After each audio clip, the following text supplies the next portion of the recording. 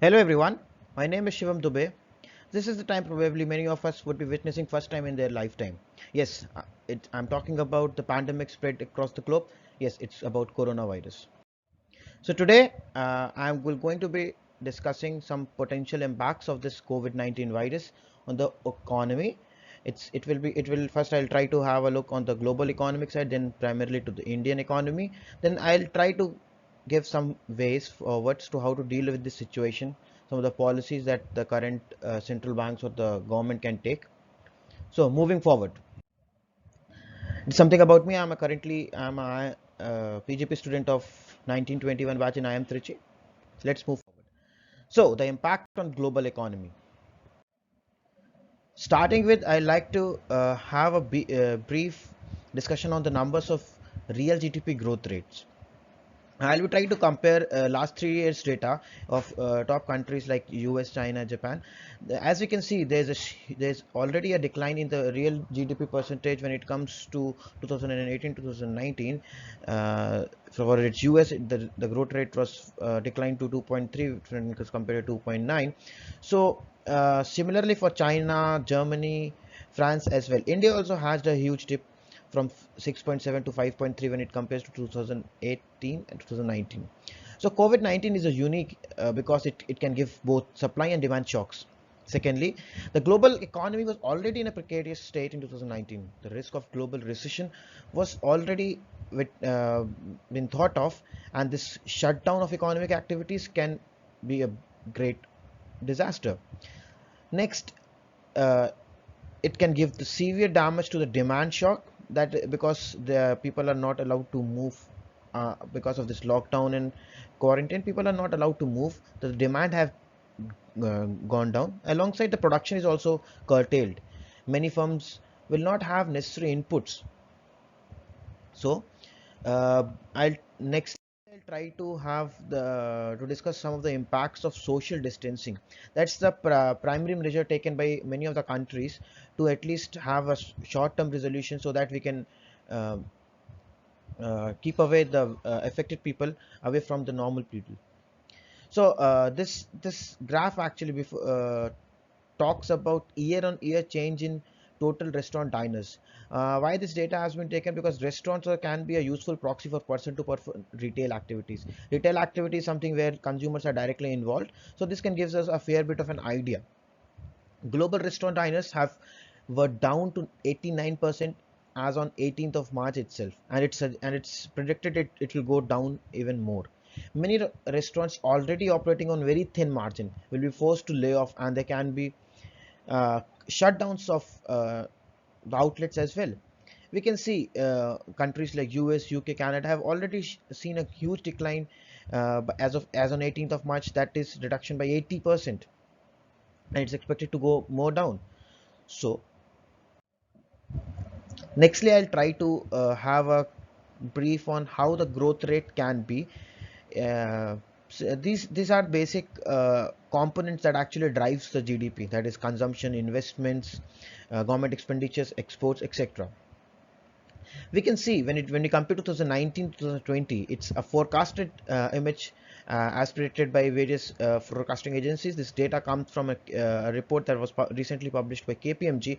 It says that there can be a growth rate instead of a sharp rise. There can be a decline to 4.3% overall in the growth rate. So where the consumption is something that is being affected the most, since people are asked to because of the demand and the supply shock, since people are asked to not to move away from the places.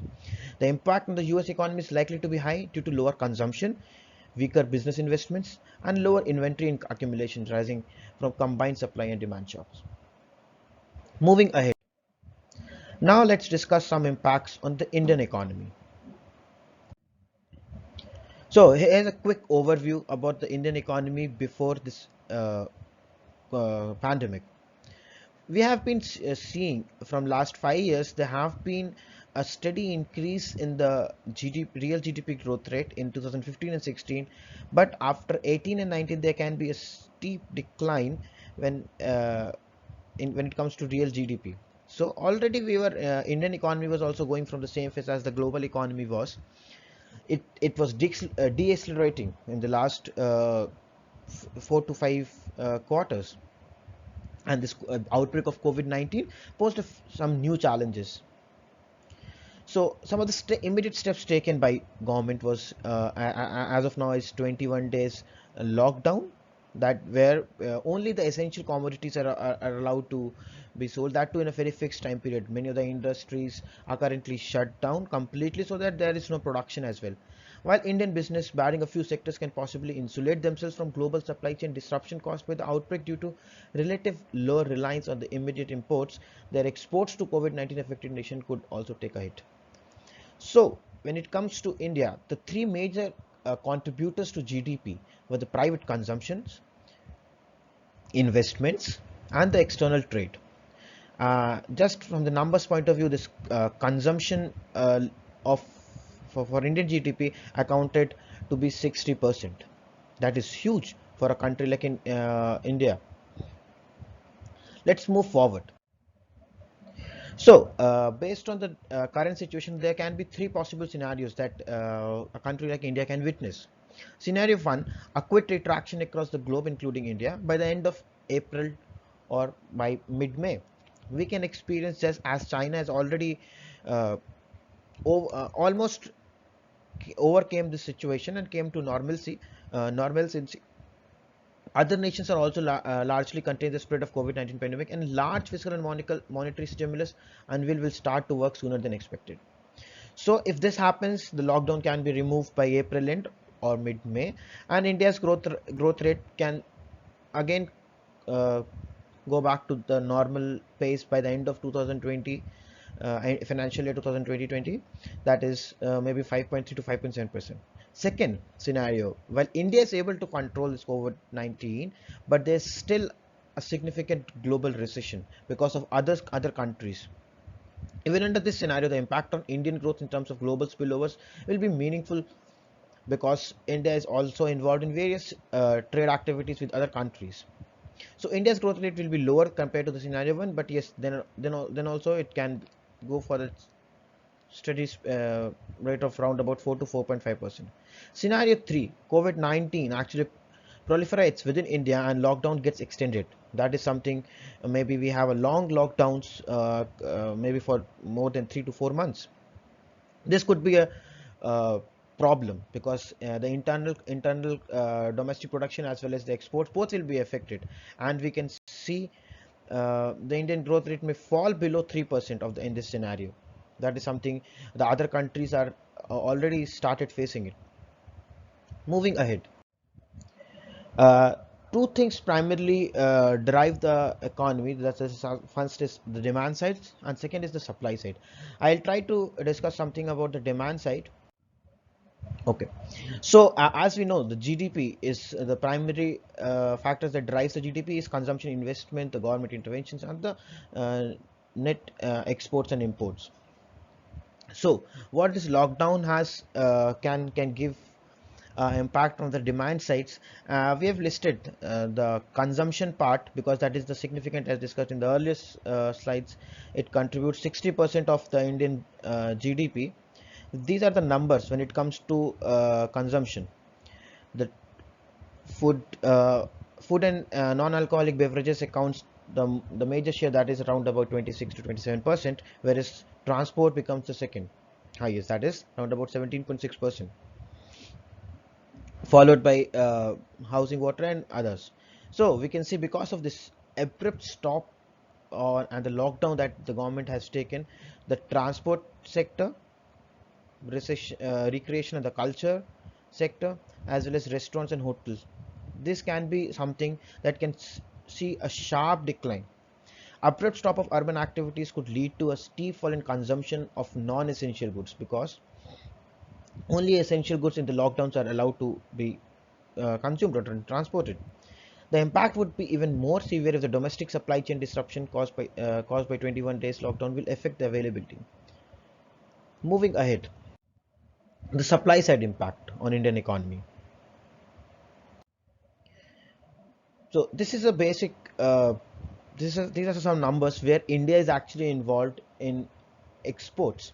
So when it comes to exports, India is primarily uh, is an exporter of raw materials to many countries, whereas it imports some of the finished goods or intermediate goods from other nations. When it comes to raw materials export, China is one of the major importers from India. It accounts 13.7% of our imports. So shutdown of factories and the resultant delay in supply of goods could result in a shortage of raw materials in China for companies largely importing from there.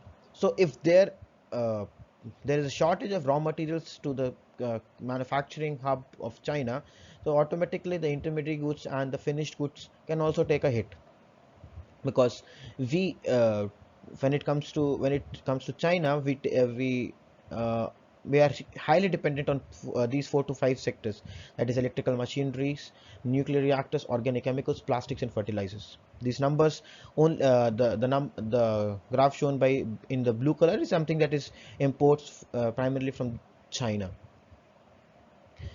But I'll try to sum up in a overall manner. While the disruption in output in China could impact some Indian industries, definitely the economy could relatively be insulated, because given its low reliance on the intermediary goods from China as well as the common practices in India in terms of stockpiling inventories. Indians generally have this tendency when it comes to trade. They stockpile inventories a lot. So this inventory can actually help in uh, can actually uh, is actually enough for countries like India to fulfill the demand for to a certain extent, unlike countries like US, because there they don't follow this model. They don't pile up inventory because of the traders' mindset of inventory to reduce the inventory cost. So as we see about the demand and the supply sides, so major concern would be the demand side, that I think would be a problem for India. Headwinds are more likely to account on the demand side rather than supply shocks in countries affected by COVID-19, especially to India. Moving ahead. As we already discussed, there are various factors that can actually lead to the impact in the global economies. What are some of the measures that possibly we can take to tackle this situation? So I'll like to just summarize. There are two bodies that actually comes into picture when controlling this economic problems or issues. First is the government, the government or the parliament in India in this case. The policies that they control are the physical policies. Secondary, the central banks, they primarily take care of the monetary policies. Fiscal policies are generally when the government try to push some money by some various government interventions, try to build various things so that the consumption can be increased. Apart from that, they can the tax reduction can be done so that there's a the norm population have some money to spend, so that the money can be there in the market. Whereas the monetary policies primarily talks about the central bank. In our case, it's the Reserve Bank of India, who can try to work with the interest rates so that the private investments can be boosted. They even help us in boosting the economy by uh, buying various assets or something, so that the money can be flowed. We'll be looking in all some of the policies that they can take, so that we can at least come out of this scenario. So initially we'll be talking about monetary policies. That is something that is taken by the central banks. In our case, it's RBI. For US, it's the Fed. So a step can be taken by the central banks across globe is reduce the interest rates. Reducing the interest rate, that is the central bank will be lending to the commercial banks at a very lower rates. Simultaneously, the commercial banks would be lending to the investors at a very low rate. This will actually boost the investments, the I factor in for the GDP, and people will the small factories or the industries can take loans. They can rescue themselves from the shutdowns. They can give wages parallelly that can actually build up in consumption as well. So this can be a possible way to tackle this. Already countries like UK and US have already reduced the repo rates to an extent. US have come down from 2.5% to mere 0.25%, whereas UK has taken a dip from uh, have taken a dip from zero point 0.7 to 0. Whereas the eurozones, the countries in Europe apart from UK, they have reduced their repo rate in to minus zero point 0.5. So these are some of the factors that at least the central bank can take so that the investment can be boosted up. Next, second can be the intervene in the financial market. Central bank can put a lot of money in the financial market so as to boost the economy in short terms, make it easier for bank to lend money. Some of the policies that can be made by the central bank so that the money is easily accessible to the investors, so that they can again help in boosting up their private investments. That will help in boosting up their private investments. The countries can the investors can actually run down their already factories or industries because of that already got a hit because of this pandemic. Some policies like CRR ratio can be relaxed a bit, or some other policies, so which actually becomes a hurdle for investors to take money from the market, that can be relaxed. Another possible thing that central banks can actually do is buy assets. Government and corporate bond can be bought by the central banks. Government government securities like treasury bonds, uh, government bonds can be bought up by the central bank so that the money can be infused to the market. The borrowing cost for the government should be made so lower that it can borrow as much as it requires, and even so that it can help the domestic uh, manufacturing industries, factories, so that they can actually invest and uh, at least uh, get rid of this shutdown. Next, we'll try to discuss physical policies that actually the government can take to come out of this pandemic. So something that can be done from the government in is initially subsidizing of wages. Yes, that can be a boost for the small manufacturing industry so that they don't shut down. People currently, the employees, they will be very it will be very tough for industries and the factories to pay for their employees because of low production and slowdown in economy. Yes, government can actually try to push money and give some subsidize the wages. Also, in the long term, they can actually lower down the tax rate so that it's not a burden for them. But all these things will actually will increase a burden to the government itself. As we know from 2008 recession, also many of the countries have not been able to move out of. So this will automatically increase the government debt. That is something uh, over that can only help us in, because these policies can help us in short term shocks, but over a long term it will increase the government debts. Many of the countries are in huge debts after 2008 recession. So the ultimate aim, I guess, the monetary policies will actually help us in moving ahead. The buying of assets, government assets, bonds, so that the money can be infused in market, that is a possible way out. Thank you for listening.